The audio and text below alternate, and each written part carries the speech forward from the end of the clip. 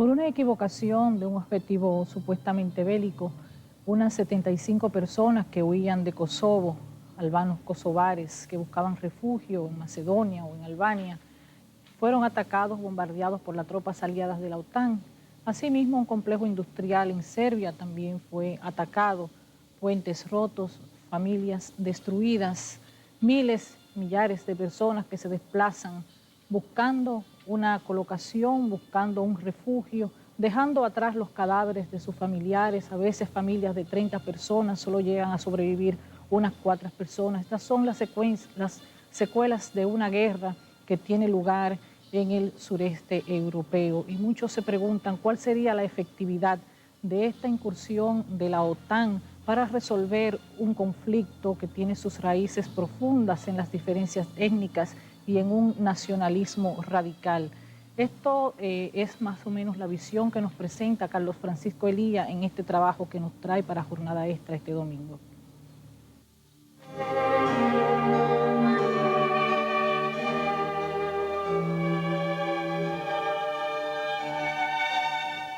Debemos recordar la Operación Hope, Somalia, cuando George Bush dejaba caer el poder a Bill Clinton. Las imágenes televisivas conmovían hasta el más insensible. Era la operación norteamericana de rescatar la esperanza. Esperanza que hoy yace a muchos miles de pies debajo de la tierra. Esos estados que alguna vez lo fueron, ya no lo son. Fronteras políticas donde antes existían, hoy ya no existen. Solo gangas podemos encontrar. Pareciera como si la ONU estuviera cansada y su época de existir solo se debe porque está bajo el amparo de la fuerza de una sola potencia que la rinde a los designios de los juegos bárbaros. Al final, debe recordarse, Somalia ha seguido igual. Las bandas siguen gobernando y lo que fuera el destino del gran perseguido de Somalia, Farid, hoy su puesto lo ocupa otro tuán llamado Slobodan Milosevic. He aquí, en la voz de Bárbara Walter, de 2020, 20 sobre 20, la síntesis del conflicto de Kosovo. Kosovo, an area smaller than New Jersey, with a population of less than 500,000, about as many people as New Orleans, was up until recently populated mostly by people of Albanian descent.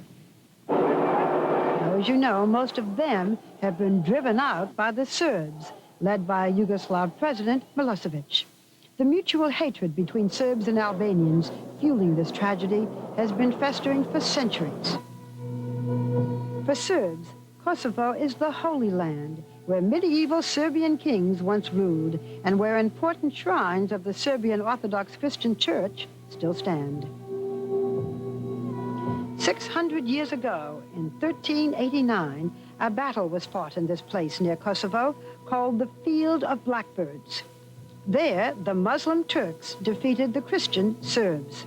Ever since, the Serbs have called Kosovo the grave of our liberty, and Serbian myths compare the battle lost in this field to the crucifixion of Christ. After World War II, Kosovo became a part of communist Yugoslavia under Marshal Tito, and in Kosovo itself, the Albanians ran the local government. What people may not realize today is that the Serb minority was persecuted. And in the 1980s, rioting and violence by ethnic Albanians drove some 20,000 Serbs out of Kosovo, the reverse of what we're seeing today. On April 24th, 1987, a then unknown communist official named Slobodan Milosevic came to Kosovo and listened to Serbian complaints of persecution at the hands of the Albanians. His response triggered a militant nationalism in the Serbs. No one should dare beat you, no one, he said. In 1989, on the 600th anniversary of the battle lost to the Turks, Milosevic went back to the Field of the Blackbirds and made a speech that tapped into ancient hatred. Though Kosovo was 90% Albanian at that point, Milosevic announced that Christian Serbs would take over the schools, the police, the courts, and he ended the self-rule in the province that the majority Kosovar Albanians had long enjoyed. The Serbs were history's victims, he told the crowd. After the collapse of communism, in the early 1990s, Yugoslavia was broken up, as smaller states like Bosnia and Croatia asserted their independence. The Serbs feared becoming just another minority, and Slobodan Milosevic has used ancient Serbian passions forged on that old battleground as a tool to strengthen his own power. And he has harnessed the anger of defeat, centuries old, to justify driving out their historic enemies, the Albanians. This is called ethnic cleansing, and now he seems to be succeeding in doing just that. Slobodan Milosevic es el último regalo que hace el comunismo recalcitrante y ortodoxo al mundo occidental. Ambicioso, figura gris de los corrillos del partido, Milosevic logró finalmente ser figura mundial a costa de la sangre y los cadáveres de los kosovares. Genio de la limpieza étnica, para muchos es la mejor confirmación de que no se necesita bigoticos para ser Hitler. Y aprendemos con su rostro adusto que esta gente de partido ortodoxo, cuadros de mala muerte, envenenados por la codicia en su ascensión, guardan designios maníacos a la postre. Pero ¿dónde se inicia el problema? ¿Y qué era Yugoslavia en la época de Tito?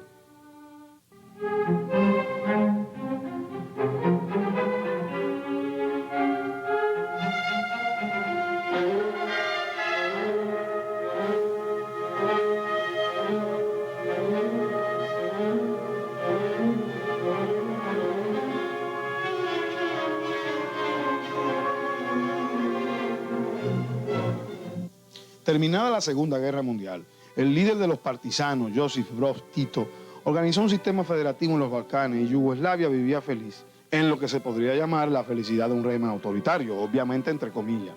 Tito intentó un proyecto autogestionario interesante. Pero de todos modos, estas dos provincias, Voivodia y Kosovo, fueron erigidas en 1963. Kosovo, repleta de minoría albanesa, había conquistado su autonomía en 1974. Los serbios, luego de la muerte de Tito, intentaron disolver la antigua federación y ejercer una hegemonía cultural y étnica sobre otras minorías con unos métodos que hoy la comunidad internacional desaprueba y reprime. Los europeos se olvidaron de estos países aislados por sus viejos regímenes autoritarios, más pasable y tolerable el de Tito, que se llegó a abrir un poco a Occidente. Desde hace muchos años se veía que el terreno era propicio frente al olvido de Europa para que se crearan allí Europas con dos velocidades sociales y políticas totalmente diferentes.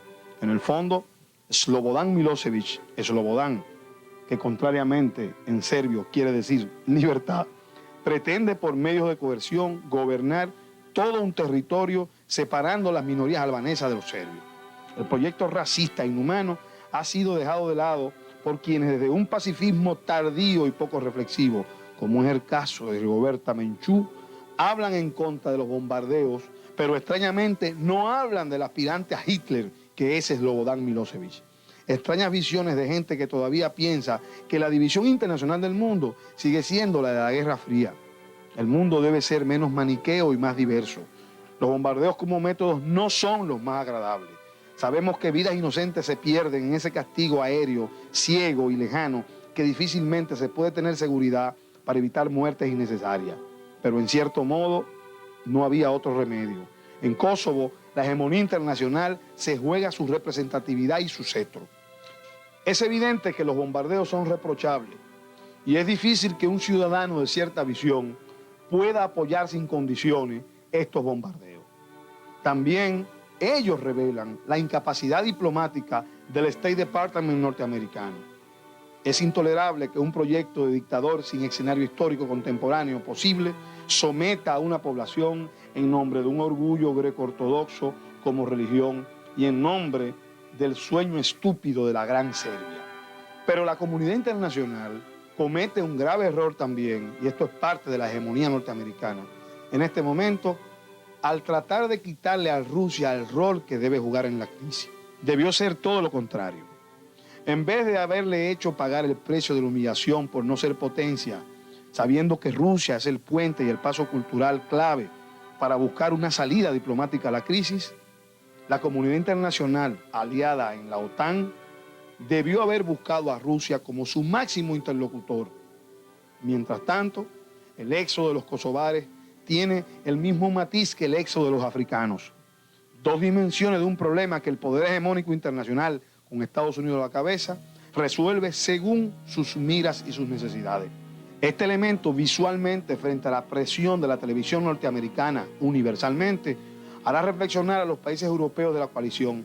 Mientras tanto, mientras la televisión norteamericana ejerce una presión internacional con respecto al problema migratorio del Kosovo, haciendo creer que todos nos hemos olvidado de las grandes migraciones africanas, porque a fin de cuentas todos son seres humanos. Lo que se debe evitar es que Rusia muestre, por la fuerza que todavía tiene en las armas nucleares de su viejo prestigio imperial, una disposición para buscar una solución por la fuerza si las fuerzas de la OTAN logran hacer el trabajo de infantería que se pretende que en el futuro hagan. En el ordenamiento del orden internacional, la crisis de Kosovo pone al desnudo una vez más que la visión unipolar del mundo no es lo que más conviene al equilibrio de la humanidad. Pero la ONU debe reflexionar porque su rol deja un gran vacío en la figura de Kofi Annan. Nos aproximamos al siglo XXI. ¡Qué humanidad! ¡Qué humanidad!